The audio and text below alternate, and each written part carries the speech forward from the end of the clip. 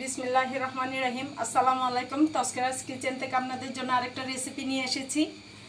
আজকে আপনাদের সাথে আমি ডিম পোস্ট দিয়ে মসুর ডালের একটা রেসিপি শেয়ার করব।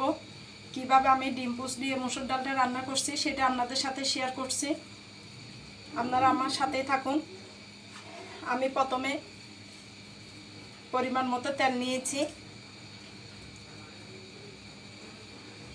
এবার দিয়ে দেব অল্প রসুন কুচি, পরিমাণ মতো পেঁয়াজ দিলাম। আমি পেঁয়াজের পরিমাণ একটু বাড়িয়ে দিয়েছি যেহেতু রান্না করব।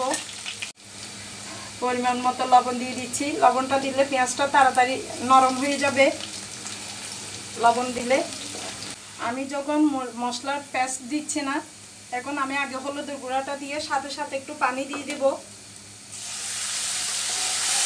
কষানোর জন্য। যদি মরিচ আগে দিই সাথে সাথে তেলের মধ্যে মরিচটা পুড়ে যাবে, কালারটা নষ্ট হয়ে যায়। এর জন্য হলুদটা আগে দিলে কালার ঠিক থাকে।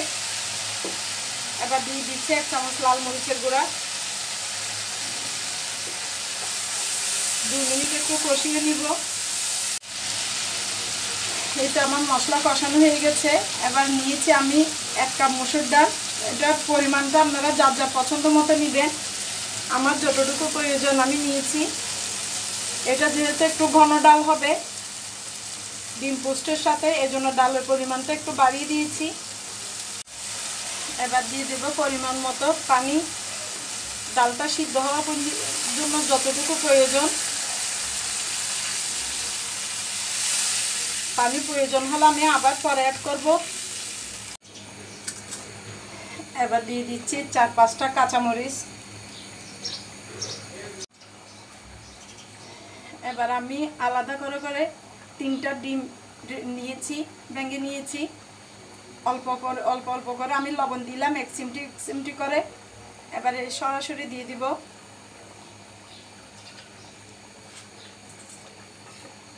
এই ডিমের মধ্যেও আমি লবণ দিয়েছি।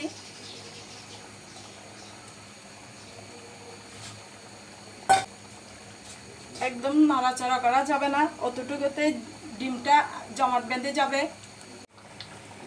অল্প করে আমি চিলি ফ্লেক্স দিচ্ছি। এটা অপশনাল, বা 2টা শুকনো মরিচকে কচলাই দিলে হবে। আবার হাতের কাছে না থাকলে না দিলেও চলবে। আর 1 চিমটি পরিমাণ দিয়ে দিচ্ছি চিকন জিরা।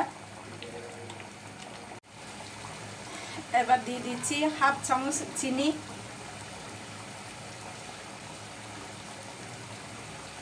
ডালের স্বাদটা বাড়িয়ে দেবে। এ পর্যায়ে যদি একটু অল্প পরিমাণ চিনি দেওয়া হয় 1/2 চামচ। আমি এখনও ডিমের মধ্যে কোনো কাঠি দিই নাই, এভাবে নেড়ে দিচ্ছি।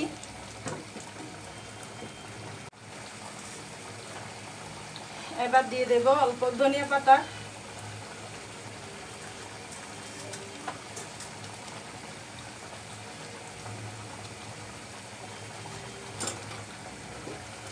আবারও এভাবে ঘুরিয়ে নেড়ে দিচ্ছি। ডিমটা ভাঙতে দেওয়া যাবে না। আমি একটা চামচের সাহায্যে আপনাদেরকে দেখিয়ে দিচ্ছি। এরকম গোটা গোটা থাকবে।